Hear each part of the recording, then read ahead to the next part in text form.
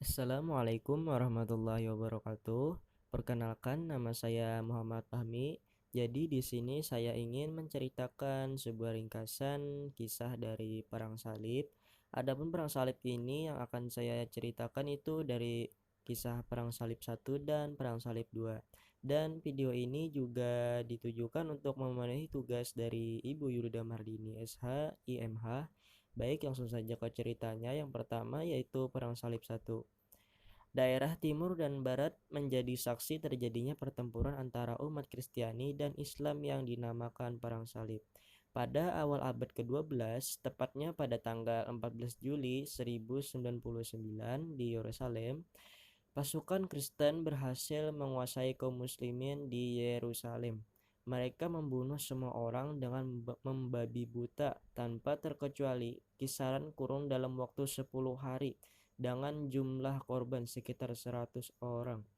Ketika pasukan salib yang menyerang dan menghancurkan Masjidil Aqsa, yang dapat diselamatkan hanyalah berbagai Quran Mushaf Khalifah Utsman dan membawanya ke Damaskus, yang sekaligus tempat tinggal ulama besar Zainuddin Al-Harawi.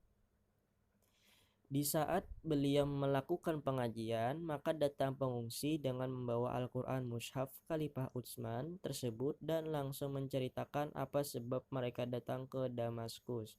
Maka Zainuddin Al-Harawi pun berangkat ke Baghdad, ibu kota kekhalifahan Abbasiyah, untuk menemui khalifah.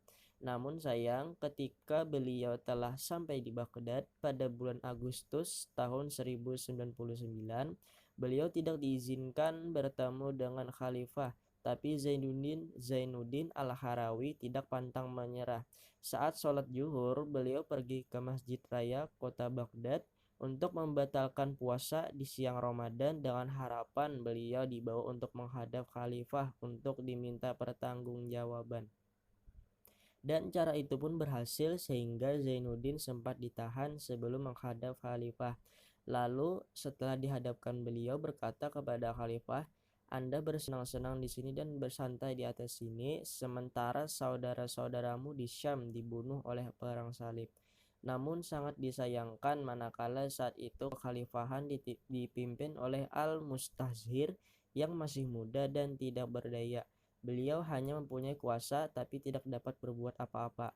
Hasil Perang Salib I adalah kemenangan besar bagi tentara salib yang dipimpin oleh Godfrey, Bohemond, dan Raymond. Mereka berhasil menaklukkan Nisia dan menguasai Edessa atau Turki pada tahun 1098, lalu mendirikan pusat pemerintahan salib bernama Kontri Edessa, Kerajaan Latin I. Baldwin diangkat sebagai rajanya. Kerajaan Latin II kemudian didirikan di Antioquia 1098 Masehi yang dipimpin oleh Raja Bohemond. Kerajaan Latin III didirikan di Baitul Maqdis pada tahun 1099 dan dipimpin oleh Raja Godfrey. Lalu Kerajaan Latin IV berdiri di Tripoli pada tahun 1099 Masehi yang dipimpin oleh Raja Raymond. Berdirinya kerajaan-kerajaan itu berkat penaklukan tentara salib di kawasan Timur Tengah. Lalu selanjutnya kepada fase yang kedua yaitu Perang Salib II. Tak terima kalah di Perang Salib I, pasukan muslim yang dipimpin oleh Imaduddin Zanki, Nuruddin Zanki, dan Salahuddin Al-Ayyubi kemudian membalasnya di Perang Salib II. Imaduddin Zanki adalah penguasa Mosul dan Irak. Ia memimpin pasukan muslim menyerang Aleppo, Hamimah, dan Edessa. Namun pada tahun 1146, Imaduddin Zanki meninggal dunia karena dibunuh oleh budaknya dan digantikan putranya Nuruddin Zanki yang sukses merebut Antioquia dari kekuasaan Bohemond.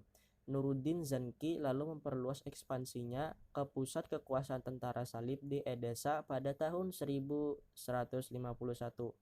Ia meraih kemenangan di sana. Jatuhnya kota Edessa menyebabkan pasukan Kristen mengobarkan perang salib kedua. Paus Iogenus III mengumumkan perang suci dan mengajak beberapa petinggi Eropa untuk berkontribusi.